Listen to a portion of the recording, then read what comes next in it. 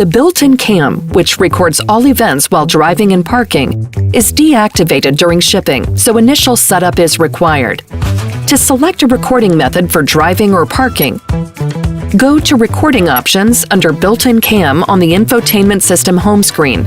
Then select On while driving or On while parked. In real-time video storage, you can save the event around the desired time as a video.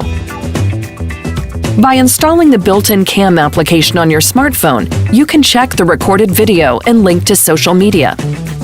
In addition, you can download videos using the USB port in the upper right corner of the glove box.